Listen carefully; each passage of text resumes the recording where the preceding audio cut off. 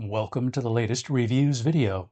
This week, I look at a book which was incredibly important in my own research and writing, The Invention of Peter by Professor George Demacopoulos, the chair of Orthodox Studies at Fordham University. In this book, Professor Demacopoulos, who works at this Catholic university, completely undermines the legends surrounding Peter's role in the early community in Rome, legends that the Catholic Church has employed and expanded over the centuries to boost their claims of Christian primacy. The Invention of Peter goes deep into the archives of when and how the legend of Peter in Rome got started.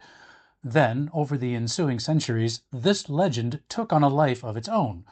The book starts off by noting that stories of Peter in Rome don't arise until the middle of the 2nd century, or about 100 years after he died. Further, in none of these early stories was Peter said to be the bishop of a Christian community in Rome, but only that he supposedly visited. Some scholars speculate that these stories may have been created to balance the influence of Paul, who was strongly tied to the city, whereas Peter has better ties to the community in Antioch, not Rome. The book then moves on to examine several popes in later centuries, specifically focusing on Leo I, Gelasius, Symmachus, and Gregory I, popes who began to exert their claims of primacy via the invented ties to Peter. Demacopoulos notes that the assertions of primacy invoking Petrine authority coming from these bishops of Rome often appeared when their authority was weak or non-existent. Let's look at some examples from each. Demacopoulos writes that in October 447, Leo wrote a letter claiming Petrine privilege for the Bishop of Rome, where he instructs the bishops of Sicily in the oldest surviving claim of jurisdictional authority by a Roman bishop. However, in another letter, Leo acknowledges that his instructions to a bishop in Gaul, a region under the Bishop of Milan, that his Petrine claims of authority were ignored, with Demacopoulos noting papal claims to authority in this period evince papal desires, not ecclesiastical realities.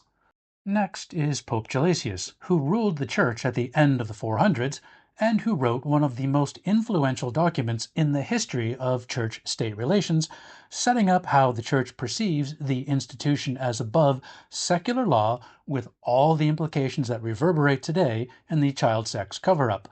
Known by several different names, let's just call it Epistle 12 for simplicity, with the name given in the Wikipedia article on screen. Gelasius writes to the Eastern Emperor Anastasius, informing the emperor that as the Pope is answerable to God for the emperor's civil performance, the popes are superior to emperors. Granted, Gelasius writes that the Church is only superior in terms of theological matters.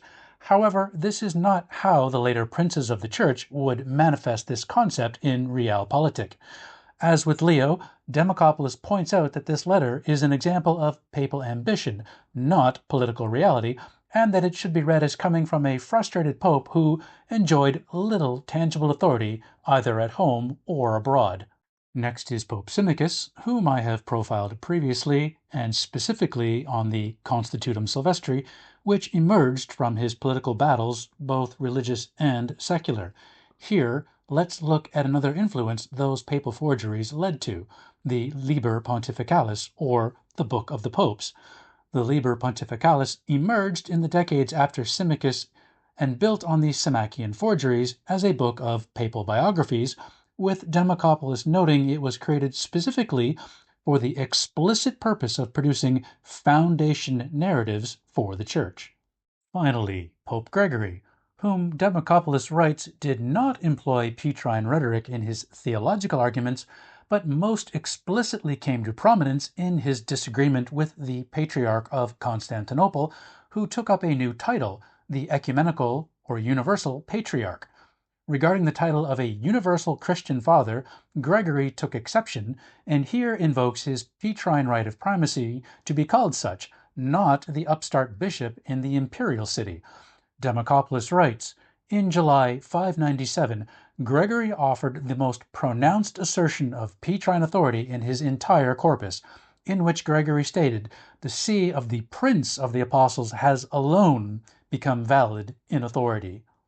Demacopoulos goes into much more detail on other letters and aspects of accumulating papal power over the centuries, power which the papacy did not have in the earliest centuries, despite the numerous examples of rhetorical posturing. Here I have given viewers just a taste of the breadth and depth of the history contained in this book, hopefully to entice a few people to read this masterpiece of detective work. Personally, in my email correspondence with Professor Demacopoulos, I told him that the exercise of highlighting relevant passages became useless, as I ended up highlighting a major chunk of the book, as it is jammed with interesting and pertinent facts. Happy reading. See you all next time. Thanks for watching. Please check out the other videos on my channel if history is your thing, and see you next time.